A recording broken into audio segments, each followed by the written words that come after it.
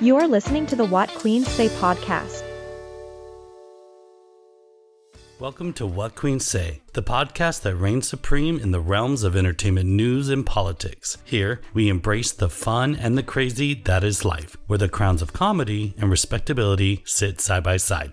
As we navigate through the ever-changing kingdoms and queendoms of pop culture and political intrigues, I pledge to treat all with reverence and jest, so don't get offended so easily. If this is your first time here, thank you for listening, and if you would like to be part of my court and hear all the latest episodes, be sure to follow and subscribe. So, my esteemed kings and queens, sit upon your thrones, grab your royal goblets, and let the wisdom and whimsy commence. Hey peasants, this is a What Queens Say podcast.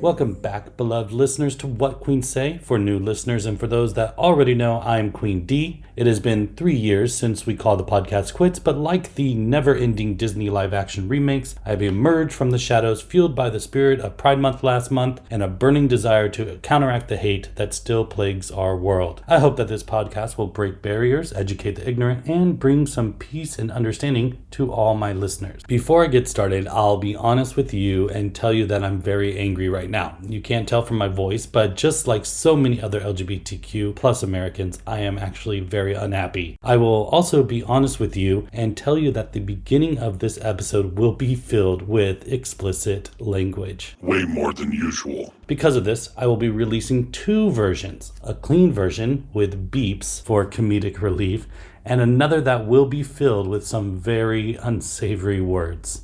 No matter what version you listen to, I highly suggest you put on your headphones if you need to and get your kids out of the room. Now, enjoy the warning song. Cuss words are coming, get ready, warning. Cuss words are coming, get ready, warning. Cuss words are coming, get ready, warning. Thank you, Queen Voice Mod AI, for your warning song. Now, on the matter of contention for today, basic bigots and more. I'll try to keep this serious matter as lighthearted as I can. In recent gay news, appointed Supreme Court justices that have more power than our elected officials have ruled that businesses can legally refuse service to LGBTQ plus customers. You heard that correctly. Anyone that believes that being gay goes against their religion, whether Christian, Muslim, Jewish, or Buddhist, has the right to tell the fag to get the f*** out. It all started because a basic white skanky bitch named Lori Smith from Shithole City, Colorado wanted to create and sell wedding websites back in 2016, but was afraid that she might get asked to do a wedding webpage for gay couples. The keyword is might. She never got approached by a gay couple to make a wedding webpage. During the Supreme Court hearing, she used an email from a man asking for details about a wedding webpage. The thing is, this man was a straight man and he was getting details for him and his wife. That triggered her homophobia because I guess a man asking seemed odd to her and it caused her inner turmoil. Anyways, this bitch went to the Supreme Court because of a hypothetical situation for a business that barely even taken off. Her whole thing is that as a Christian white woman, she didn't have the right to be a cunt and discriminate against gay couples, and she wants that right and freedom to do so. You and I know that this bitch only brought attention to herself and her business because she wanted free publicity. What better way to gain publicity and customers than doing something that will get the anti-freedom conservatives to support you? I'll admit that she is one clever whore, and now her business is booming and she is laughing her way to the bank. To keep it real, we know this slut is not going to stop there. She will end this web business and run for office, and the dumb of Colorado will vote her into power just like they did Lauren Hobarth. And don't come after me, Colorado listeners. I'm not talking about you or those that are allies or those that are gay. I'm talking about those people in Colorado, the ones that voted those bitches. Now, after her win, Lori, the whore Nazi, is part of a group called Alliance Defending Freedom, and they tweeted that it is a victory for free speech. But let's get this straight. The only freedom that she and the group she is in are defending are the freedoms of racists and homophobic white people. Conservatives and evangelical fake Christians do not believe in freedom for all Americans. I'm going to keep on saying it in every podcast when things like this happen. This case is not a victory for free speech, as Lori and her Alliance Defending Aryan Freedom have stated. This is a victory for hate speech and discrimination. Freedom of speech is not the same as freedom to refuse service. This is also not a win for Christianity either. People who lack knowledge or an ounce of Christian values are making a mockery of our religion and pushing Americans and others farther away from Christ. Real Christians need to stand up to these evangelical muff-munching cunts.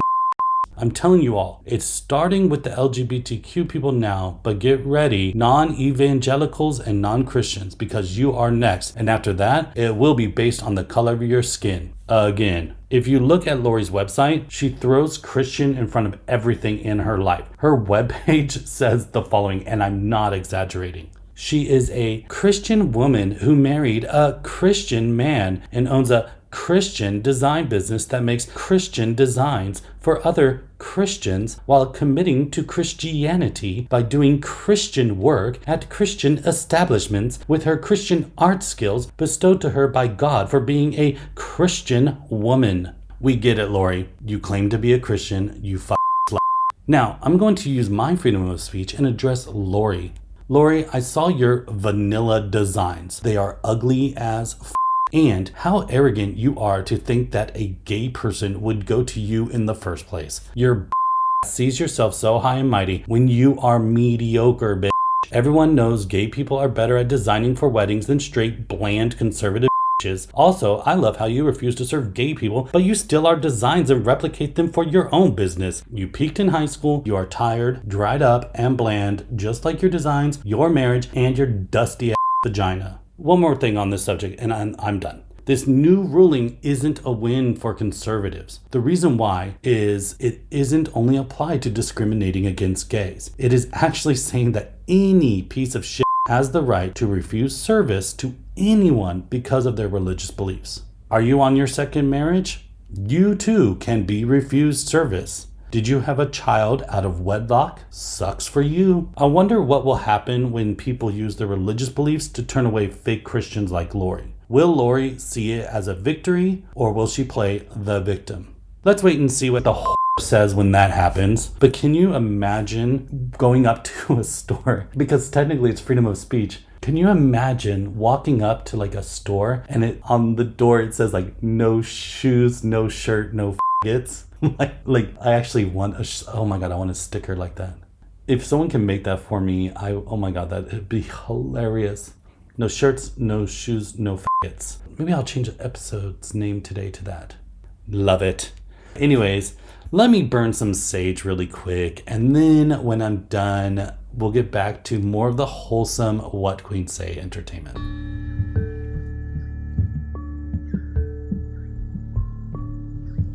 All right, so continuing on with political news. I know. Don't worry, it's not that serious. Not this time. We're done with the seriousness now. So on to more political news. We have another pizza incident, and I'm not talking about Pizzagate.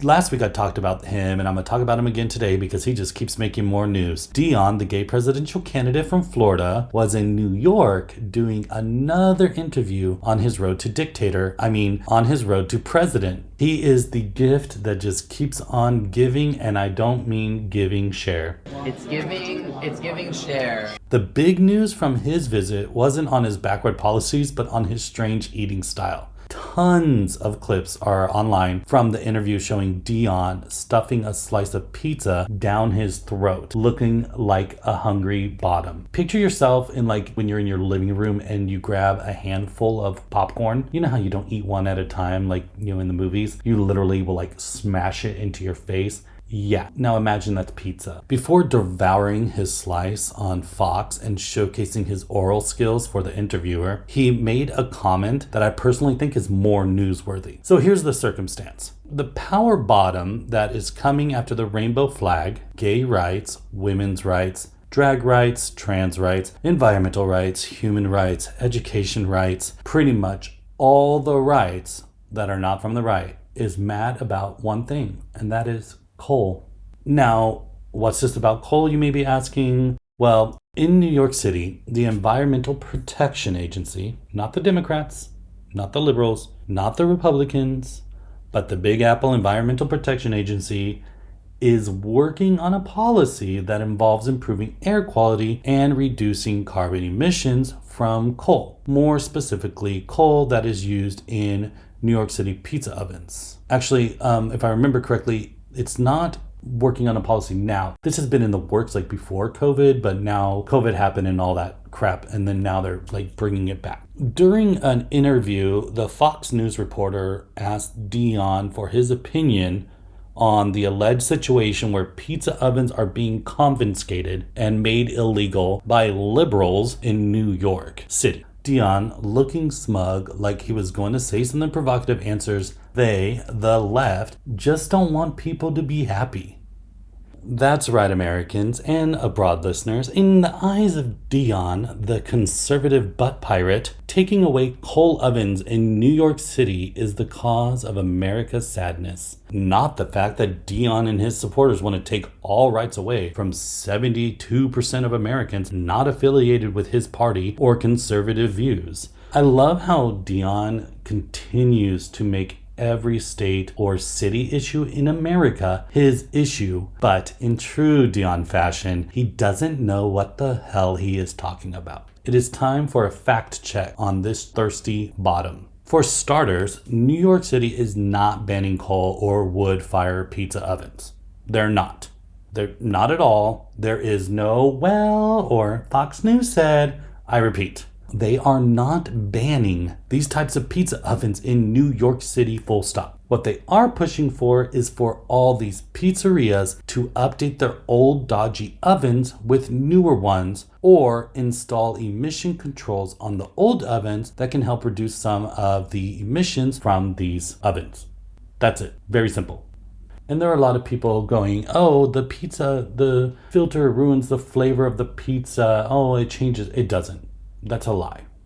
In Italy, they've been using these emission controls on their pizza ovens for years. There's no change in the taste. It's just another lie being pushed to distract us so we won't notice the real rights that are being taken away, just like the gas oven fiasco. For those of you that may remember, at the end of 2022, a report came out about the dangers of gas ovens, and the crazy right, and Dion and Elon Musk included, posted fear-mongering tweets that the radical left was taking away gas ovens. But that too was a lie to distract everyone from women's rights being taken away at the beginning of the year. Let's be realistic. The crazy rights will be the first to confiscate gas ovens from Americans, potentially reserving them for detainment camps where they will be used against us. The same goes for coal and wood-burning stoves. Moving on from that messy bottom, I've got some music news to share. First, I want to send love and prayers for a speedy recovery to Madonna. She was recently found unresponsive in her home and spent a few days in the ICU. She is believed to have had a nasty bacterial infection that caused many complications, but is now recovering at home. Madonna is currently preparing for her huge Greatest Hits tour, but that is currently on hold until she is back to her full health. I hope she takes it easy and puts her health and well-being ahead of all the fans. Moving on to another Grammy winner, Olivia Rodrigo has released Vampire, her first single from her new album Guts, coming out this September 8th to be exact. If you don't know who she is another Disney artist that hit it big after appearing on a Disney musical show. The song Vampire is a bop, and judging by the song, this album is going to be a good one. I'm expecting Olivia to follow in the footsteps of all the Disney artists before her and will make her second album dark and explicit in nature. No shade, just true Disney star turned singer formula. And speaking of Olivia, who is a fellow Swiftie, Taylor Swift is re-releasing her Speak Now Taylor's version record this week on July 7th. I'm assuming it will be out at midnight. I can't wait for this album to be released, but I'm looking forward to 1989. 1989 is my favorite album, and I've not listened to it since she announced that she is re-recording it. As a true fan, I will not give Spider-Boy a penny of Tay-Tay's money. For those listening, what is your favorite Taylor Swift album and song? And are you going to buy the Taylor Swift version of Speak Now? And if so, are you going to get the LP?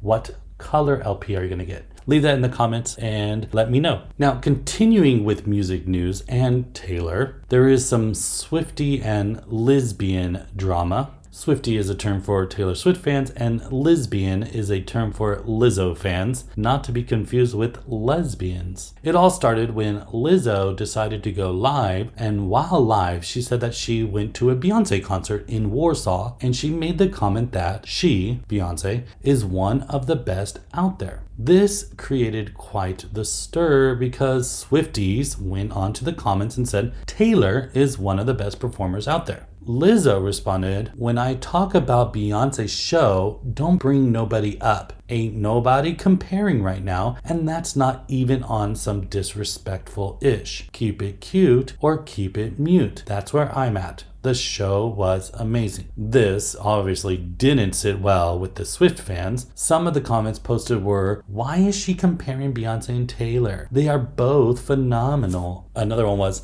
"Lizzo didn't even go to Airs. How can she compare the two?" As you can see, the Swifties are 7 years old or don't have interactions with adults because what Lizzo said was not what they are making it out to be. She said Beyonce is one, not number one, but one of the best out there, meaning there is room for others, which she then addresses when she said, "I'm not talking about anyone or comparing, just talking about Beyonce." I don't think it's shade to Taylor at all. I don't think it's shade to any other artist out there. She was just talking about a Beyonce concert, and then commenters came on with their negativity comparing Taylor to Beyonce. The Swifties were making the comparison, not Lizzo. One person posted, "Why is Lizzo pitting successful women against each other? But the thing is, Lizzo wasn't. The Swifties and lesbians were, and Lizzo tried to squash it live. When Lizzo said, don't bring up anybody else, I'm just talking about Beyonce, they made it a Taylor Beyonce thing by adding in, Taylor is the best." She didn't say Taylor wasn't. She was just talking about a concert she went to of Beyonce, and which is facts. Beyonce is one of the best out there. Taylor Swift is one of the best out there. Lady Gaga is one of the best out there. Harry Styles is one of the best out there. Drake is one of the best out there. Nicki Minaj is one of the best out there. Like, the list goes on and on. There are so many bests out there. And Lizzo said that Beyonce is one of the best out there. They just get too much. No, you're too much. Well, Lizzo, I love her because she's so funny. Well, Lizzo wasn't having it with a post that later came up. And the person had posted, "Why is Lizzo pitting successful women against each other?" Lizzo responded to that post, and she actually wrote, "I'll say what I want to say, you little bitch." People were quick to go after Lizzo for calling out someone for being a little bitch, and I think she had every right to do so. They say Lizzo is always so positive, but now she is mean and negative. I disagree with that. I think that Lizzo is always going to be positive, and she has every right to put people in their place. Positive people don't need to be nice to little bitches that are not nice. Nice people don't need to be nice to mean people. Kind people saying their truth and showing their anger towards mean, evil, racist, bigoted, trashy people doesn't mean that they're any less kind. Moving on from music news, and speaking of not being kind at all, this is not political, but Biden and Jill are showing that they are not the loving, sweet grandparents they love to portray. Their druggy son Hunter had a relationship with a woman named London 4 years ago. She ended up getting pregnant, and now their daughter is 4.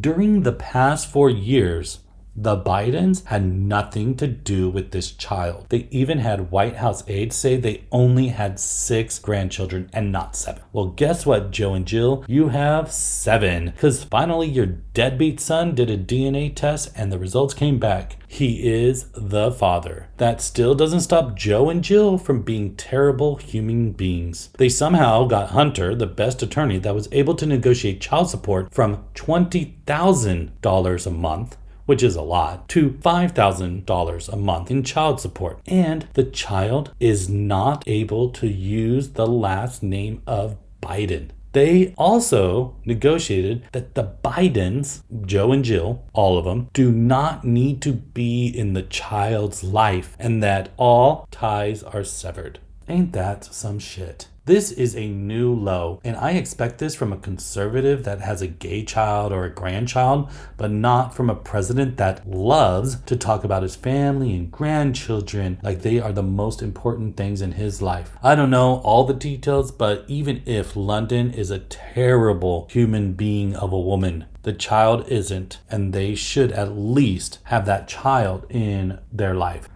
But who knows? Maybe this is a good thing for the baby. Maybe getting the $5,000 a month, her and the mother will be able to live okay. And also, judging by the way Joe's son is and, the baby's dad, and also just the overall behavior of this family and the more and more drama and secrets that are coming out. But now we know where Hunter learned his behavior. He disowned his child because mommy and daddy disown her too. So great message to send to Americans, Joe, the deadbeat grandpa. It is now time for the message portion of today's podcast. I want to take a moment to reiterate the core principle of my podcast. Those are embracing diversity and fostering inclusivity. My podcast serves as a platform where people from all walks of life are welcome, regardless of their background. I firmly believe that the richness of human experience lies in our difference, and it is through embracing these differences that we can truly broaden our understanding of the world. In a society that is becoming increasingly polarized, it is vital to create spaces where individuals can come together and engage in a meaningful conversation without fear of judgment or exclusion. My podcast strives to be one such place, promoting dialogue that celebrates the beauty of our diverse perspectives and encourages mutual respect. By fostering an environment of inclusivity, I hope to break down the barriers that often divide us. I seek to create an atmosphere where all voices are heard and valued, where prejudices are challenged, and where empathy and understanding can flourish. It is through the collective effort of embracing diversity that we can build bridges of connection and create a more harmonious society. By actively engaging with people who have different backgrounds, we expand our horizons, challenge our own biases, and learn to appreciate the richnesses of human experiences. That being said, if my opinions on bigots, racists, homophobes, and fake-ass Christians offend you, then my podcast isn't right for you, and that is okay. But hopefully you will stick around and over time change your views and opinions that are wrong with this world. And that, kings and queens, concludes this episode of What Queens Say. In the face of current events, it is imperative for us as kings and queens to lend our voices to the narrative. We have a unique perspective, one that combines compassion, wisdom, and an unwavering commitment to equality. Until next time, may the crowns of laughter and empathy forever adorn your regal heads. The royal court is dismissed.